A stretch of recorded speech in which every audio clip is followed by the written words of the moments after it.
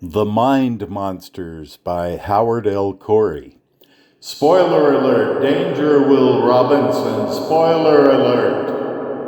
This review contains spoilers because I believed it was unlikely that many viewers would actually have the opportunity to read this novel. I revealed the surprise ending. Please stop listening now if you do not want to know how the story concludes. Howard L. Cory is a pen name for Jack Owen Jardine and Julie Ann Jardine, the woman he was married to from 1958 to 1968. This married writing team fashioned their nom de plume after her stage name, which was Cory Howard. Together, they wrote two SF novels, The Mind Monsters and Sword of Langkor. Writing by himself, Jardine wrote 4 novels in the Agent of Terra series about a time-traveling law enforcement agency. These novels may have been the inspiration for Jean-Claude Van Damme's successful 1994 SF action flick, Time Cop. Like many struggling writers of the 1960s, Jardine wrote sex novels in order to pay the bills. He wrote some alone and some he collaborated on with his wife. As far as I could tell, this edition from 1966 was the only time The Mind Monsters was published.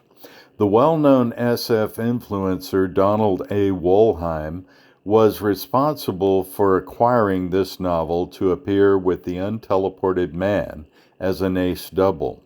It has been said that Wollheim tried to find correspondences between novels when pairing them together in a double.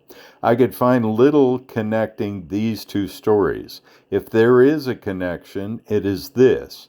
Both were written using liberal references to other work. Dick referenced metaphysical and historical material.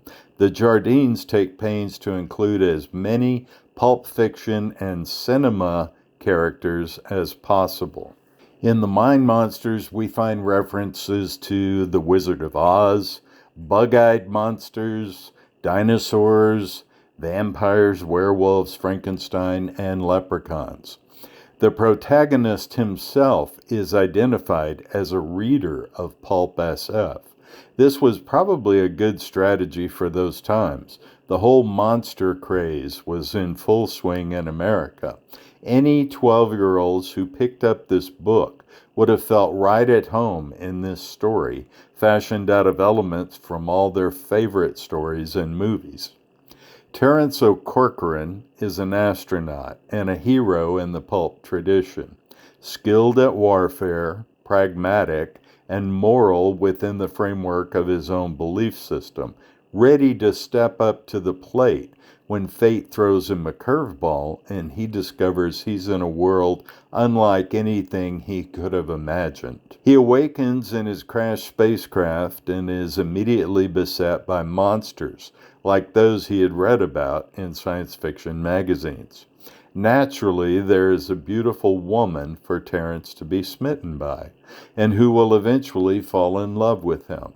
This sort of thing appears in every Edgar Rice Burroughs novel and was a mainstay of the genre. The natives on this strange planet are called Matogs. There is a race of genies overseeing the humanoids on the planet.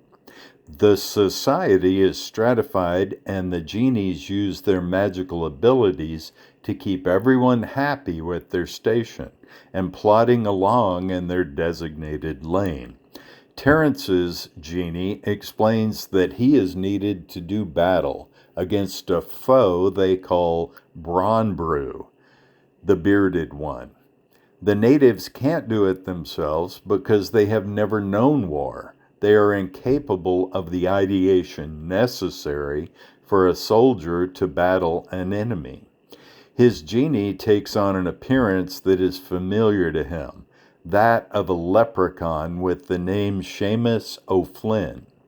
Bronbrew has been kidnapping young men and forcing them to drink a crimson concoction referred to as Bronbrew's blood.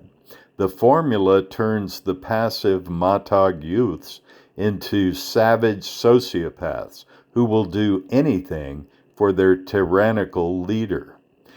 As is the case in many of these stories, Terence sets about teaching the natives how to make weapons.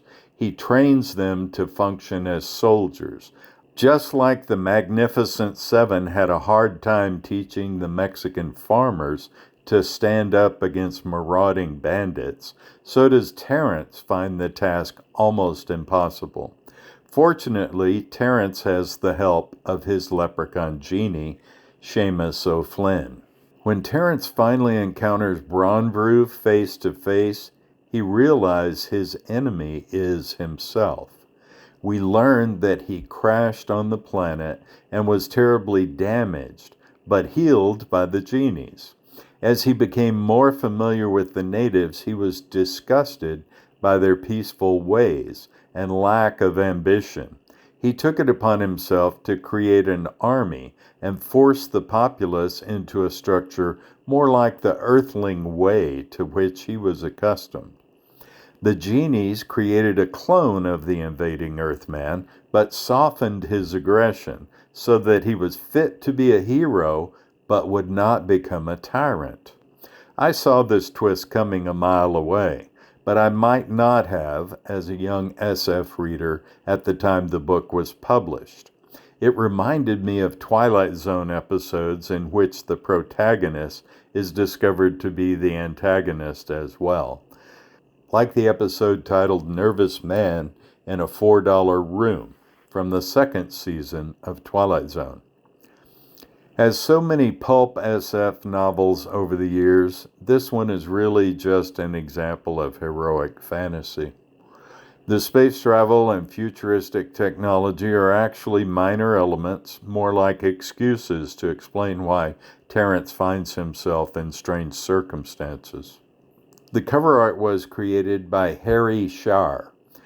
I found myself wondering if the Jardines were friends with the artist because they gave the Matog leader in their novel the name Shar. The Mind Monsters by Howard L. Cory, a typical example of heroic pulp science fiction, virtually identical to dozens, if not hundreds, of other stories published in the first half of the 20th century. I can't say I disliked it. My reading experience of it was a lot like watching an old SF movie from the 60s. Tolerable, mildly entertaining, but nothing to write home about. My last review, The Unteleported Man by Philip K. Dick, got an unprecedented, for me, number of views. Thanks to everyone who checked it out, and thanks to those who subscribed in the last 10 days. I finally made it over the 100 subscriber mark. Woohoo! As always, if you like what you're finding here, please like, subscribe, comment, and share. Thank you.